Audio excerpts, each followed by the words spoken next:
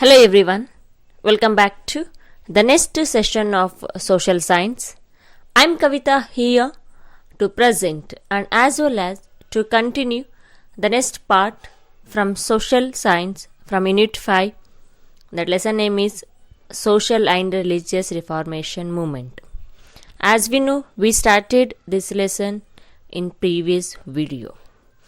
Yes, today we are with a continue part from Unit 5. In today's session, we are going to learn the next concept.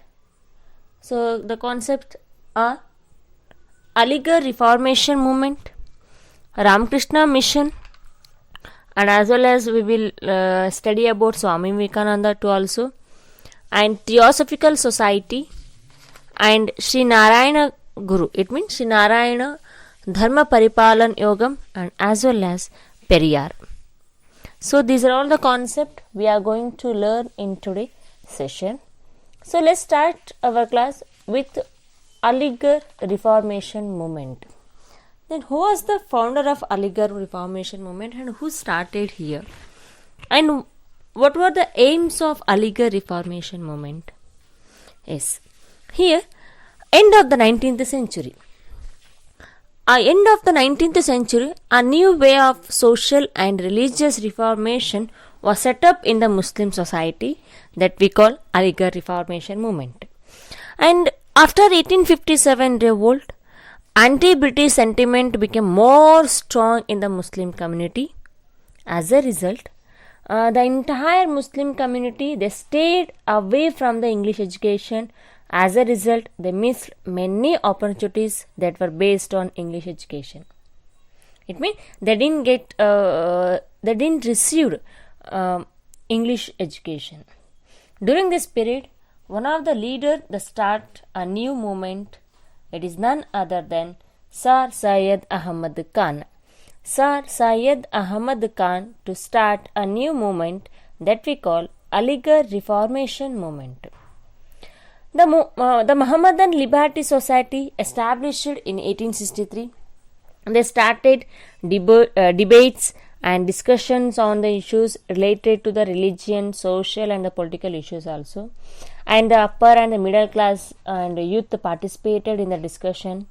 The Aligarh Reformation movement had spread very rapidly in our country. Because Aligarh Reformation movement was related to the Islam community. Because of reason to improve their community. ತಮ್ಮ ಧರ್ಮವನ್ನು ತಮ್ಮ ಧರ್ಮದ ಜನರನ್ನು ಒಂದು education ಆಗಿಲಿ politically economically socially ಅವರನ್ನು ಒಂದು stand ಮಾಡಬೇಕು, ಸೊಸೈಟಿಯಲ್ಲಿ ಅವ್ರಿಗೊಂದು ನೇಮ್ ತರಬೇಕು ಅಂತೇಳಿ ಅಲಿಗರ್ ರಿಫಾರ್ಮೇಷನ್ ಮೂಮೆಂಟು ಸ್ಟಾರ್ಟ್ ಆಗುತ್ತೆ. So sir Syed Ahmad Khan he declared that Quran is the it is one of it is a main book of Islam community. ಅಂದರೆ ಇಸ್ಲಾಂ ಧರ್ಮದ ಪವಿತ್ರ ಗ್ರಂಥ ಅಂತ ಕರಿತೀವಿ ನಾವಿಲ್ಲಿ Quran. So Quran is one of the authentic book and other works on Islam studied once. So according to Aligarh Reformation movement was belongs to the Islam community because to improve the Islam community people in the field of education, finance, economic conditions, society and the political way. So that Sir Syed Ahmad Khan fought against tradition and superstition. It means superstition in the sense ಮೂಢನಂಬಿಕೆ and ignorance and thought is life. He fought against tradition and superstition and the society's bad system. He said, Sir Syed Ahmad Khan said, without an open mind, any social and intellectual development is highly impossible. Of course, ಅಂದರೆ open mind ಆಗಿರಬೇಕು. ಅಂದರೆ ಹೇಗೆ ಅಂತಂದರೆ ಥರದ ಮನಸ್ಸಿಲ್ಲದಿದ್ದರೆ ಯಾವುದೇ ಸಾಮಾಜಿಕವಾಗಿ ಮತ್ತು ಬೌದ್ಧಿಕವಾಗಿ ಸಾಧ್ಯ ಇಲ್ಲ ಅಂತ ಹೇಳ್ತಾರೆ. So he said without an open mind it's highly impossible to development in social and intellectual development. And he did not support Parda system for Muslim women. As being a Islam person, he did not support Parda system for Muslim women. He called for educating Muslim girls. He did not accept polygamy All these aspects were part of his struggle. In order to implement his ideals and into practice, he founded Mohammedan Anglo-Oriental College in Aligarh in the year 1875. So his aim to provide education for girls. His aim to stand women in the society. ಅಂದರೆ ಮಹಿಳೆಯರಿಗಾಗಿ ಮತ್ತು ಹೆಣ್ಣು ಮಕ್ಕಳ ಶಿಕ್ಷಣಕ್ಕಾಗಿ ಅವರು ಬಹಳಷ್ಟು struggle ಮಾಡ್ತಾರೆ. So that he established a college in Aligarh that we call Mohammedan Anglo-Oriental College. So this institution later became Aligarh Muslim University, and he utilized this institution to spread the Western scientific and the cultural ideas also. So Sir Syed Ahmad Khan, it means Sir Syed Ahmad Khan keeping Aligarh as a center, it is called Aligarh Reformation Movement. ಅಂದರೆ ಅಲಿಗರ್ ಅನ್ನೋದು ಒಂದು ಸ್ಥಳದ ಹೆಸರು. So ಆ ಸ್ಥಳವನ್ನು ಇಟ್ಟುಕೊಂಡು ಈ ಒಂದು ಚಳವಳಿ ನಡೆಸ್ತಾರೆ ಇಲ್ಲಿ sir Syed Ahmad Khan. So this is concept about Aligarh reformation movement. And the next move on Ramakrishna Mission or Ramakrishna Math. So as we know Ramakrishna Paramahamsa, yes, he was the teacher of Swami Vivekananda. Ramakrishna Mission has provided a unique contribution to Indian spiritual growth and the nationalistic awareness and the cultural development. Yes, Ramakrishna Mission has provided unique contribution to our country and Indian spiritual growth and as well as cultural development. Swami Vivekananda was the founder of Ramakrishna Mission at Belur near Calcutta in the year 1897. Then who was the founder of Ramakrishna Mission? It is none other than Swami Vivekananda. Swami Vivekananda had established Ramakrishna Mission, so Belur near Calcutta in the year 1897. ಅಂದರೆ 1897ರಲ್ಲಿ Ramakrishna mission ಆಶ್ರಮನ ಸ್ಥಾಪನೆ ಮಾಡ್ತಾರೆ ಕಲ್ಕತ್ತಾದ ಬಳಿಯ ಬೇಲೂರಿನಲ್ಲಿ. And Ramakrishna Mutt was established at Mayavati near Almore of Uttaranchal. And Ramakrishna Mission was founded to carry, ಯಾಕೆ start ಆಗುತ್ತೆ ಅಂತಂದರೆ to carry the message and thoughts of Shri Ramakrishna and the spiritual guru of Swami Vivekananda. Ramakrishna mission ಯಾಕೆ start ಆಗುತ್ತೆ ಅಂತಂತಂದರೆ ಇಲ್ಲಿ ರಾಮಕೃಷ್ಣ ಪರಮಹಂಸರ ಒಂದು ಸ್ಪಿರಿಚುವಲ್ನ ಸ್ಪ್ರೆಡ್ ಮಾಡೋಕ್ಕೋಸ್ಕರ. So he was a guru of Swami Vivekananda.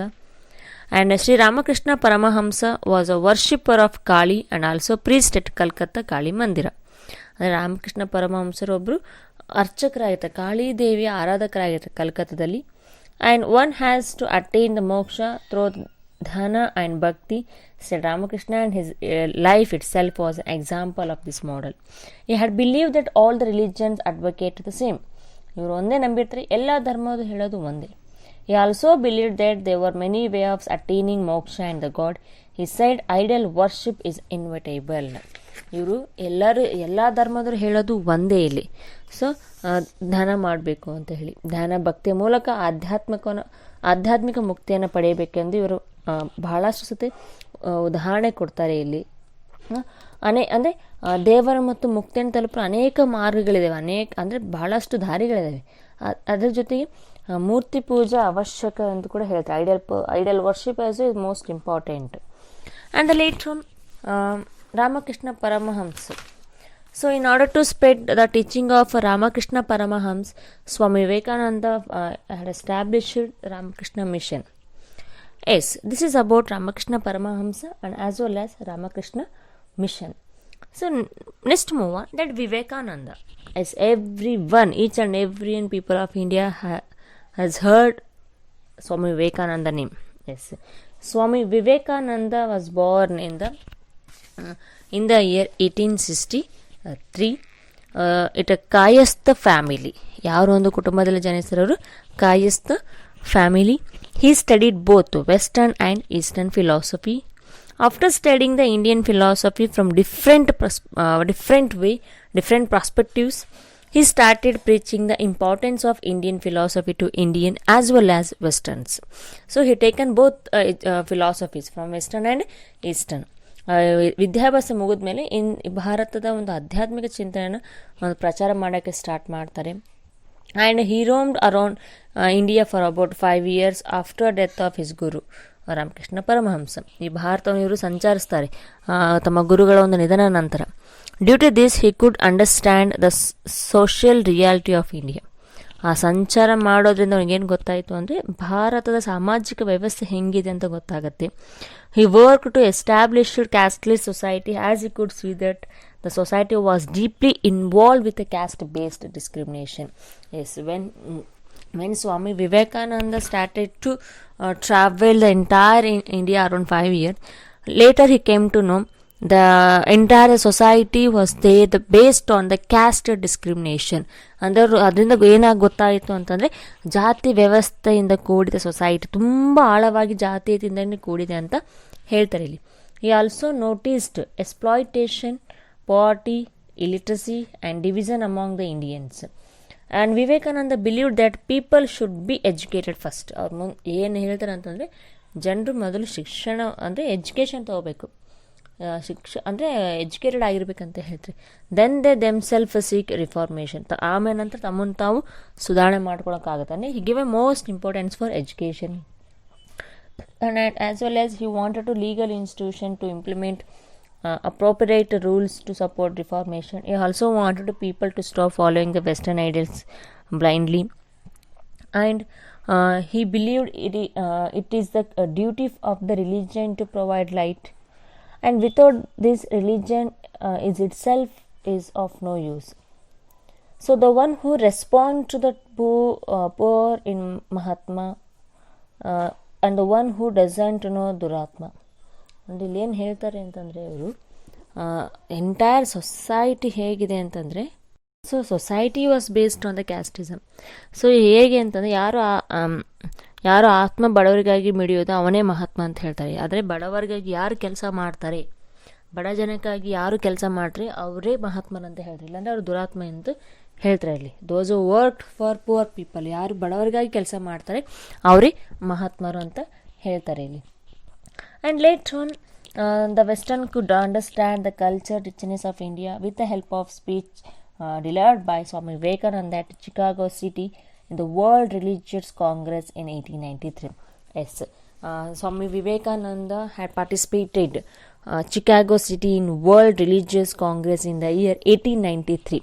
1893ರಲ್ಲಿ ವಿವೇಕಾನಂದರವರು ಅಮೇರಿಕದ ಒಂದು ವಿಶ್ವ ಧಾರ್ಮಿಕ ಸಮ್ಮೇಳನದಲ್ಲಿ ಭಾಷಣ ಮಾಡ್ತಾರೆ. ಆ ಭಾಷಣದಿಂದ ಭಾರತೀಯ ಧಾರ್ಮಿಕ ಮತ್ತು ಒಂದು ಸಂಸ್ಕೃತಿ ಹಿರಿಮೆಯನ್ನವರು ಬಗ್ಗೆ ಪ್ರಚಾರ ಮಾಡ್ತಾರೆ, ಅಂದರೆ ಪರಿಚಯಿಸ್ತಾರೆ ಇಲ್ಲಿ. ಸೊ ನಮ್ಮ ಇಂಡಿಯಾದ ಒಂದು ರಿಚ್ನೆಸ್ ಯಾರಿಂದ ಪ್ರಚಾರ ಆಗುತ್ತೆ ಬೇರೆ ದೇಶಕ್ಕೆ ಅಂತಂದರೆ ಅದು ಸ್ವಾಮಿ ವಿವೇಕಾನಂದ ಹೇಳ್ತೀವಿ.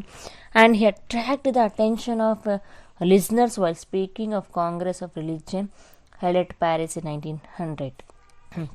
His speeches mirror his nationalistic ideas. And later on, before his visit to Chicago as a guest of Chamaraja Wodeyar 10, ಅಂದರೆ ಚಿಕಾಗೋ ಹೋಗೋಕ್ಕಿಂತ ಮುಂಚೆ ಮೈಸೂರಿನ ಅರಮನೆಗೆ ಬಂದು ಹೋಗ್ತಾರೆ. ಅದು ಯಾರೋ ಒಂದು ಅವಧಿಯಲ್ಲಿ ಅಂತಂತಂದರೆ ಅವರು ಅದು ಚಾಮರಾಜ ಒಡೆಯರ್ 10, ಚಾಮರಾಜ ಒಡೆಯರ್ ಅಂದರೆ 10ನೇ ಚಾಮರಾಜ ಒಡೆಯರ ಒಂದು ಅವಧಿಯಲ್ಲಿ ಅವರು ಮೈಸೂರಿಗೆ ಬಂದು ಹೋಗ್ತಾರೆ. ಬಂದು ಹೋದಾಗ ಅವರೊಂದು ಸಲಹೆ ಕೊಡ್ತಾರೆ. As per the suggestion of Swami Vivekananda, Chamaraja Wodeyar 10 started schools for untouchable children. ಅಂದರೆ ಚಿಕಾಗೋ ಹೋಗೋಕ್ಕಿಂತ ಮುಂಚೆ ಸ್ವಾಮಿ ವಿವೇಕಾನಂದರವರು ಮೈಸೂರಿನ ಅರಮನೆಗೆ ಭೇಟಿ ಕೊಡ್ತಾರೆ. ಅದು ಯಾರೋ ಒಂದು ಸಮಯದಲ್ಲಿ ಅಂತಂದರೆ ಅದು ಚಾಮರಾಜ ಒಡೆಯರ್ 10 ಅವರೊಂದು ಸಜೆಷನ್ ಕೊಡ್ತಾರೆ ಸ್ವಾಮಿ ವಿವೇಕಾನಂದವರು. ಅದೇನು ಸಜೆಷನ್ ಅಂತಂದರೆ ಅಸ್ಪೃಶ್ಯ ವರ್ಗದ ಮಕ್ಕಳಿಗೆ ಶಾಲೆಗಳನ್ನ ಪ್ರಾರಂಭಿಸಿ ಅಂತ ಹೇಳ್ತಾರೆ ಇಲ್ಲಿ. So as per his suggestion Chamaraja Wodeyar started school for untouchable children. And Swami Vivekananda wrote many books on Jnanayoga, Rajayoga, Karmayoga and Bhakti Yoga. And till now most of the followers of Swami Vivekananda, ಬಹಳಷ್ಟು ಜನ ಭಾರತೀಯರು ಅಲ್ಲದೆ ವಿದೇಶಿಯಲ್ಲೂ ಕೂಡ ಸ್ವಾಮಿ ವಿವೇಕಾನಂದರ ಚಿಂತನೆಗಳು ಇವಾಗ ಕೂಡ ಒಂದು ಜೀವಂತವಾಗಿದೆ ಅಂತ ಹೇಳ್ಬೋದು. So this is the concept about Swami Vivekananda. And the next move on theosophical society. Yes, it is one of the another society came from the western country. Yes, basically this society was established by Madame Blavatsky and Colonel H.S. Olcott. So, who was the founder of Theosophical Society? It was established by Madame Blavatsky and H.S. Alcott. So, they came to Adyar near Madras and established the head office of Theosophical Society in the year 1886. So, both the ladies came to our India. They established the head office of Theosophical Society in the year 1886 at Adyar near Madras. The main aim of this society, ಈ ಒಂದು society ಮುಖ್ಯ ಉದ್ದೇಶ ಏನು ಅಂತಂದರೆ, so comparative study of various religion philosophy and science. ಅಂದರೆ ಈ ಸಂಸ್ಥೆ ಪ್ರಮುಖ ಉದ್ದೇಶ ಏನು ಅಂತಂದರೆ ವಿವಿಧ ಧರ್ಮಗಳು ಮತ್ತು ದರ್ಶನಗಳು ಮತ್ತು ವಿಜ್ಞಾನಗಳನ್ನ ಅಧ್ಯಯನ ಮಾಡೋದು, ಅಂದರೆ to study about different religious. So another goal was to discover that the spirit hidden in the human. ಮತ್ತೊಂದು ಏನು ಅಂತಂದರೆ ಮನುಷ್ಯನ ಅಂತರ್ಯಾರದಲ್ಲಿರುವ ಅಧ್ಯಾತ್ಮ ಚೇತನ ಶಕ್ತಿಯನ್ನು ಕಂಡುಕೊಳ್ಳಲು ಪ್ರಯತ್ನ ಪಡ್ತಾರೆ ಇಲ್ಲಿ. ಅಂದರೆ the main here to discover the indomitable spirit hidden in the human. ಮಾನವನ ಒಳಗಡೆ ಇರುವಂಥ ಒಂದು ಸ್ಪಿರಿಟ್ನವರು ಕಂಡುಕೊಳ್ಳೋಕ್ಕೋಸ್ಕರ ಇವರು ಸ್ಟಡಿ ಮಾಡ್ತಾರೆ. That it declare that universal brotherhood is important. ಅಂದರೆ ವಿಶ್ವ ಭ್ರಾತೃತ್ವ ಇವರ ಮತ್ತೊಂದು ಪ್ರಮುಖ ಉದ್ದೇಶ ಆಗುತ್ತೆ. The main important element here declare that universal brotherhood. And the society took its basic principles from Hindu sacred books like Veda, Upanishad, Sankhya Yoga and Vedanta philosophy and spread these basic principles all over India. And the society attempted to find a solution to present problems by studying the ancient Indian thoughts, philosophy and theoretical ideas. And later on, the Theosophical Society was very famous under the leadership of Annie Besant. And who is she? And she was one of the prominent member of a Theosophical Society. So she came from the Irish. So she came from Irish to India in the year 1893. The moment what Theosophical Society started to grow more in our India, she arrived in India as a member of the society. She was born in the year 1847 in London. So, and later on she started to study Indian philosophy. She had more knowledge in the Vedanta philosophy also. She advocated that Indian culture is far more superior into the Western culture, which is based on the materialism. Yes. Annie Besant. So, Annie Besant, ಇವರು ಒಂದು theosophical ಸೊಸೈಟಿಯ ಒಂದು ಪ್ರಮುಖವಾದಂಥ member ಆಗಿರ್ತಾರೆ. She started to study about Indian philosophy. ಅವರು Indian philosophy ಮತ್ತು Indian Vedanta ಫಿಲಾಸಫಿನ study ಮಾಡೋಕ್ಕೆ start ಮಾಡ್ತಾರೆ. And she advocated that Indian culture is too more superior to than western culture. ಅಂದರೆ ಭಾರತೀಯದ ವೇದಾಂತ ಫಿಲಾಸಫಿ ಅಷ್ಟು ಸುಪೀರಿಯರ್ ಅಂತ ಇವರು ಹೇಳ್ತಾರೆ. And she also did a competitive study of Hinduism, compared to study of Hinduism and Buddhism also. And she has one of the best achievement of Annie Besant, that is she translated Bhagavad Gita to English. One of the best major achievement of her. ಅಂದರೆ ಇವರ ಒಂದು ಪ್ರಮುಖ ಸಾಧನೆ ಏನು ಅಂತಂದರೆ ಭಗವದ್ಗೀತಾನ ಇಂಗ್ಲೀಷ್ಗೆ ಭಾಷಾಂತರ ಮಾಡ್ತಾರೆ. Translating Bhagavad Gita to English is one of the major achievement of her. That's why she was called Shweta Saraswati. ಇವರು ಭಗವದ್ಗೀತೆಯನ್ನು ಇಂಗ್ಲೀಷ್ ಭಾಷೆಗೆ ಭಾಷಾಂತರ ಮಾಡಿದ್ದಕ್ಕಾಗಿಯೇ ಅವರು ಇವರನ್ನು ಶ್ವೇತಸ್ವರ ಸರಸ್ವತಿ ಅಂತ ಕರೀತಾರೆ. And she wanted education for all. She open many schools and she started central Hindu Banaras college in the year 1898. The same institution became university due to the thought of Madan Mohan Malaviya in 1916. So, Annie Besant started two periodicals, that is New India and Commonwealth. ಎರಡು ಪತ್ರಿಕೆಗಳನ್ನು ಅವರು start ಮಾಡ್ತಾರೆ. ಅದು ಯಾವುದು ಅಂದರೆ New India and Commonwealth. And also she started Home Rule League in the year 1916. So later on she participated it mean Indian freedom struggle to also. The credit to creating religious reformation movement and new sensibility for Hinduism in the early 19th century should go to the Theosophical Society, and later on it's a part and the parcel of Annie Besant. And later on, Annie Besant was active in the freedom struggle. As I told now, later on she participated in the Indian freedom struggle and she became the first woman president of INC. Yes, who was the first president of INC? That is Annie Besant. So this is the concept about Theosophical Society and as well as Annie Besant. And the next move on, Sri Narayana Dharma Paripalan Yoga. Yes. So Sri Narayana Guru started Reformation movement in the year 1903. So Sri Narayana Guru. So Narayana Guru started Dharma Paripalana Yogam or Reformation movement in the year 1903. This started Iluva of Kerala. This movement aimed to strengthening the backward and exploit the communities. ಈ ನಾರಾಯಣ ಗುರು ಧರ್ಮ ಪರಿಪಾಲನ ಯೋಗ ಯಾರು start ಮಾಡ್ತಾರೆ ಅಂತಂದರೆ ಅದು ಶ್ರೀನಾರಾಯಣ ಗುರು. ಯಾವಾಗ Sree Narayana Guru started reformation movement in the year 1903. ಇದು ಕೇರಳ ಇಳುವ ಎಂಬಲ್ಲಿ ಹುಟ್ಟಿದರು. ಈ ಸಂಘಟನೆಯ ಪ್ರಮುಖ ಉದ್ದೇಶ ಏನು ಅಂತಂದರೆ ಹಿಂದುಳಿದ ಮತ್ತು ಶೋಷಣೆಗೊಳಗಾದ ಸಮುದಾಯಗಳನ್ನ ಸ್ಟ್ರಾಂಗ್ ಮಾಡೋಕ್ಕೆ, ಅಂದರೆ ಬ್ಯಾಕ್ವರ್ಡ್ ಕ್ಲಾಸಸ್ ಮತ್ತು ಎಕ್ಸ್ಪ್ಲಾಯ್ಡ್ ಇನ್ ದ ಕಮ್ಯುನಿಟೀಸ್ನ ಒಂದು ಸ್ಟ್ರಾಂಗ್ ಮಾಡಬೇಕು ಅಂತ ಹೇಳ್ತಾರೆ. So that Narayana Guru and his companies led to the movement. That is Dr. Palpu and Kumaran Hassan. So ಅವರ ನಾರಾಯಣ ಗುರು ಜೊತೆಗೆ ಮತ್ತೆ ಇಬ್ಬರು ಕೂಡ ಇವ್ರ ಮೂಮೆಂಟ್ ಚಳವಳಿನ ಸ್ಟಾರ್ಟ್ ಮಾಡ್ತಾರೆ. ಅವ್ರು ಯಾರು ಅಂದರೆ doctor Palpu and Kumaran. And the caste difference were too much in the Kerala. There were many prohibition places. ಕೇರಳದಲ್ಲೂ ಕೂಡ ಜಾತಿ ವ್ಯವಸ್ಥೆ ಇದೆ ಅಂತ ಹೇಳ್ಬೋದು. And during this period all were not allowed to issue facilities like tanks and roads. ಕೆಳ ಜಾತಿಯವರಿಗೆ ಮತ್ತು ಕೆಳ ಸಮುದಾಯದವರಿಗೆ ಅಂದರೆ ಎಲ್ಲಿ ಅಂತಂದರೆ ನಿರ್ಬಂಧನೆಗಳಿತ್ತು. ಎಲ್ಲಿ ಅಂದರೆ ಬಾವಿ ಮತ್ತು ಕೆರೆಗಳಲ್ಲಿ ನೀರನ್ನು ತೆಗೆದುಕೊಳ್ಳೋ ಕೂಡ ಅವರಿಗೆ ಅಲೋ ಮಾಡ್ತಾ ಇರಲಿಲ್ಲ. They are not allowed. They were barred from the wearing footwear. ಅಂದರೆ ಅವ್ರು ಹೆಂಗೆ ಅಂತಂದರೆ ಅಲ್ಲಿ ರಸ್ತೆಗಳ ಮೂಲಕ ಓಡಾಡ್ತಿರ್ಲಿಲ್ಲ, ಚಪ್ಪಲಿಗಳನ್ನ ಹಾಕ್ಕೊಂತಿರ್ಲಿಲ್ಲ, ದೇವಸ್ಥಾನಕ್ಕೆ ಪ್ರವೇಶ ಮಾಡುವಂತಿರಲಿಲ್ಲ. ಇಷ್ಟು ಭಾಳಷ್ಟು ರಿಸ್ಟ್ರಿಕ್ಷನ್ನು ಒಂದು ವ್ಯವಸ್ಥೆ ಕೇರಳದಲ್ಲಿತ್ತು. So the restriction were there women dress also. ಮಹಿಳೆಯರ ಒಂದು ಉಡುಪುಗಳ ಮೇಲೆ ರಿಸ್ಟ್ರಿಕ್ಷನ್ ಇತ್ತು. The communities had to live without basic human rights. In order to address this issue, Sree Narayana Guru started Dharma Paripalana Yogam movement in Kerala. The main basic aspect here, one caste, one religion and one God for human beings was the basic idea of Sree Narayana Guru. ಅವರು ಏನು ಪ್ರತಿಪಾದನೆ ಮಾಡ್ತಾರೆ ಅಂತಂದರೆ ಒಂದೇ ಜಾತಿ, ಒಂದೇ ಧರ್ಮ, ಒಂದೇ ದೇವರು ಅಂತ ಹೇಳಿ ಪ್ರತಿಪಾದನೆ ಮಾಡ್ತಾರೆ. And education only path to achieve this declared. ಆದರೆ ಇವರು ಕೂಡ ಶಿಕ್ಷಣಕ್ಕೆ ಬಹಳಷ್ಟು ಮಹತ್ವವನ್ನು ಕೊಡ್ತಾರೆ. So as I told now, the backward classes were not allowed to the temples also.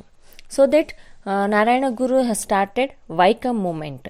So Narayana Guru and his company started Vaikam movement because to a temple entry movement in 1924. ಅಂದರೆ ದೇವಸ್ಥಾನದಲ್ಲಿ ಪ್ರವೇಶ ಮಾಡೋಕ್ಕೋಸ್ಕರ ಒಂದು Viacom ಮೂಮೆಂಟನ್ನು start ಮಾಡ್ತಾರೆ in the year 1924. Along with Shri Narayana Guru, Gandhiji and Periyar. So Gandhiji and Periyar also the participated this movement. So later on the temple enter of Guruvayur temple was a major incident.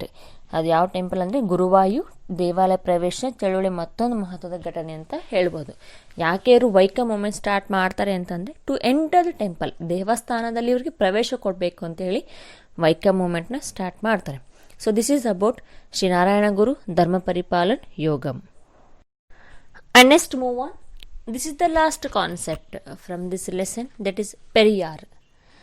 Here by the beginning of the 20th century, a non-Brahmin movement started in South India. ಅಂದರೆ 20ನೇ ಶತಮಾನದ ಆರಂಭದಲ್ಲಿ ಒಂದು ಬ್ರಾಹ್ಮಣೇತರ ಚಳುವಳಿ ಎಂಬ ಹೊಸ ಬಗೆಯ ಚಳುವಳಿ ದಕ್ಷಿಣ ಭಾರತದಲ್ಲಿ ಉದಯವಾಗುತ್ತೆ. So moreover the majority of non-Brahmin launched and the demanding the representation the government sector as per their population.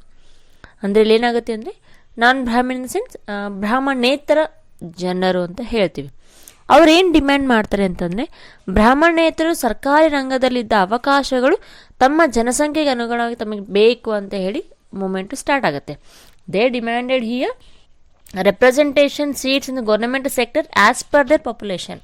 ಅಂದರೆ ನಾನ್ ಬ್ರಾಹ್ಮಿನ್ ಕಮ್ಯುನಿಟೀಸ್, ನಾನ್ ಬ್ರಾಹ್ಮಿನ್ ಜನರು ಎಷ್ಟು ಜನ ಇದ್ದಾರೆ ಅವ್ರಿಗೆ ಆ ಜನಸಂಖ್ಯೆ ಅನುಗುಣವಾಗಿ ಸರ್ಕಾರಿ ರಂಗದಲ್ಲಿ ಅವರಿಗೆ ಅವಕಾಶ ಕೊಡಬೇಕು ಅಂತೇಳಿ ಸ್ಟಾರ್ಟ್ ಆಗುತ್ತೆ.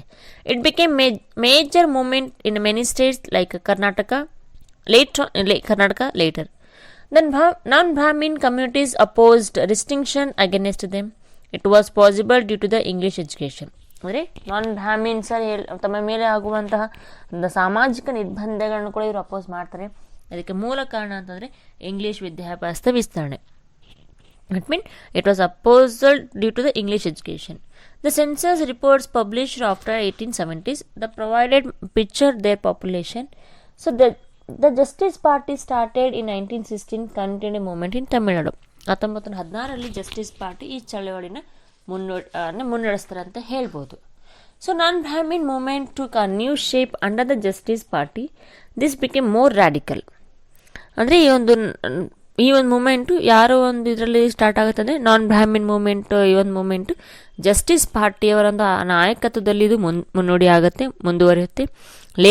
Later it became more popular and more radical also. So self-respect movement led by E.V. Ramaswamy Naicker. So later on ಈ ಒಂದು ಪಕ್ಷ ಅಂದರೆ ಮುಂದೆ ಯಾರು ಸ್ಟಾರ್ಟ್ ಮಾಡ್ತಂತಂದರೆ E.V. ರಾಮಸ್ವಾಮಿ ಅವರು ಇದನ್ನು ಸ್ಟಾರ್ಟ್ ಮಾಡ್ತಾರೆ. Later it became new force. And Ramaswamy, who came out of Congress in 1925, he started Self-Respect League in 1926. So Ramaswamy, he was a member of Congress party. So he left from Congress in the year 1925. And later on he started Self-Respect League in the year 1926. And as well as he was called as a Periyar. Periyar in the sense senior person. Out of love by people. ಅಂದರೆ ಈ ಒಂದು moment, ಈ ಒಂದು ಚಳವಳಿನ ನಾಯಕತ್ವನ ಯಾರು ವಹಿಸ್ಕೊತಾರೆ ಅಂದರೆ ರಾಮಸ್ವಾಮಿಯವರು ವಹಿಸ್ಕೊತಾರೆ. ಮುಂದೆ ಇವರನ್ನ ಪೆರಿಯಾರ್ ಅಂತ ಕರೀತಾರೆ ಜನರು. ಪೆರಿಯಾರ್ ಅಂತಂದರೆ ಸೀನಿಯರ್ ಪರ್ಸನ್ ಅಂತ ಹೇಳ್ತೀವಿ. So Periyar was born in the rich family. He believed that Congress in favor of Varna system and started new movement based Dravid racial identity. ಅಂದರೆ ಇವರು ಕಾಂಗ್ರೆಸ್ನ ಮೆಂಬರ್ ಆಗಿರ್ತಾರೆ. ಇವ್ರು ಏನಂತಂದರೆ ಕಾಂಗ್ರೆಸ್ ತನ್ನ ಪರವಾಗಿ ಬರಬಹುದು ಅಂತೇಳಿ ಎಕ್ಸ್ಪೆಕ್ಟೇಷನ್ ಇಟ್ಕೊಂಡಿರ್ತಾರೆ. ಹಾಗಾಗಿ ಅವ್ರ ಎಕ್ಸ್ಪೆಕ್ಟೇಷನ್ ಕಾಂಗ್ರೆಸ್ ರೀಚ್ ಮಾಡಲಿಲ್ಲ. ಹಾಗಾಗಿ ಅವರು ಕಾಂಗ್ರೆಸ್ಸಿಂದ ಹೊರಗಡೆ ಬರ್ತಾರೆ. And he rejected the racial supremacy in the name Arya and Brahmina. He said Tamil is a language of Dravidans. ಅಂದರೆ ತಮಿಳರ ಭಾಷೆ ಏನಾಗಿತ್ತು, ದ್ರಾವಿಡರ ಭಾಷೆಯನ್ನು ತಮಿಳೇ ಆಗುತ್ತೆ. He opposed Sanskrit language and literature. So Periyar ಅವರು ಸಂಸ್ಕೃತ ಮತ್ತು ಸಾಹಿತ್ಯನ ಭಾಳಷ್ಟು ಅಪೋಸ್ ಮಾಡ್ತಾರೆ. He also rejected Rama as a Vedic leader. ಇವರೇನಂತಂದರೆ ವೇದಿಕ್ ಲೀಡರ್ನ ಒಂದು ನಾಯಕರ ರಾಮ ಅಂತ ಹೇಳ್ತು, ಬಟ್ ಅವ್ರು ರಿಜೆಕ್ಟ್ ಮಾಡ್ತಾರೆ. But he accepted Ravana as the Dravidian leader. ಈ ರಾಮಾಯಣದಲ್ಲಿ ರಾಮ ಮತ್ತು ರಾವಣ ಬರ್ತಾರೆ ಇಲ್ಲಿ. So Rama as a Vedic leader ನಮ್ಮ ಪ್ರಕಾರ ಇಲ್ಲಿ. ಬಟ್ ಇವರೇನು ಹೇಳ್ತಾರೆ ಅಂತಂದರೆ ಇಲ್ಲಿ ಈ side that he also rejected Rama as the Vedic leader. Rama ಅವರು ವೇದಿಕ್ ಲೀಡರ್ ರಿಜೆಕ್ಟ್ ಮಾಡಿ he accepted Ravana as the Dravidian leader. ಇವ್ರು ಏನು ಮಾಡ್ತಾರೆ ಅಂದರೆ ರಾವಣನೇ ಆಕ್ಸೆಪ್ಟ್ ಮಾಡ್ಕೊತಾರೆ. So angered by the bad experience in the Banaras, he converted Sanskrit Ravana as a cultural ideas. So later on he championed equality and criticized caste and gender-based discrimination. He participated in the temple enter as I told in Shri Narayana Dharma Paripalana ಯುಗ. So ಅವರ ನಾರಾಯಣ ಗುರು ಅವರು start ಮಾಡಿದಂಥ ವೈಕಂ ಮೂಮೆಂಟಲ್ಲಿ ಪೆರಿಯಾರ್ ಕೂಡ ಭಾಗವಹಿಸ್ತಾರೆ ಇಲ್ಲಿ. Later he became the president of Justice Party in the year 1939. And he started an association called Dravid Kalagam. He also started Justice Radical. Even today, Periyar name as an ideological symbol in Tamil Nadu state.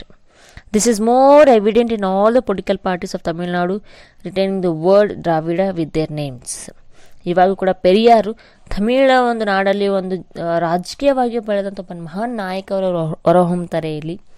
So the ideological non-Brahmin movement started by I.N. Thidas and T.M. Nair was turned into cultural movement by Periyar. ಇದನ್ನು start ಮಾಡಿದ್ರೆ ಅಂದರೆ T M Nair start ಮಾಡ್ತಾರೆ. But ಇದು culture ಮೂಮೆಂಟಾಗಿ ಯಾರಿಂದ ಬರುತ್ತೆ ಅಂದರೆ ಪೆರಿಯಾರಿಂದ ಬರುತ್ತೆ. So his life goal was to establish an equal society where there will be no inequality based on the caste and religion and gender. ಅಂದರೆ ಇವರ ಒಂದು ಗುರಿ ಏನಾಗಿತ್ತು ಅಂತಂದರೆ ಸಮಾಜದಲ್ಲಿ ಒಂದು ಈಕ್ವಲ್ ಸೊಸೈಟಿನ ಸ್ಟಾರ್ಟ್ ಮಾಡಬೇಕು, ಎಲ್ಲಿ ಇನ್ಈಕ್ವಾಲಿಟಿ ಇರುತ್ತೆ. ಇನ್ಈಕ್ವಾಲಿಟಿ ಯಾವುದ್ರ ಮೇಲೆ ನಡೆಯುತ್ತೆ? ಕ್ಯಾಸ್ಟ್ ಮತ್ತು ರಿಲಿಜನ್ ಮತ್ತು ಜೆಂಡರ್ ಮೇಲೆ ನಡೆಯುತ್ತೆ. ಸೊ ಅಲ್ಲಿ ಈಕ್ವಾಲಿಟಿ ತರಬೇಕು ಅಂತೇಳಿ ಒಂದು ಗುರಿ ಆಗುತ್ತೆ ಅಲ್ಲಿ. So this is the concept Periyar, and by this concept today we have completed another most important lesson from history part, that is Unit 5, Social and Religious Reformation Movement. And thank you and have a nice day.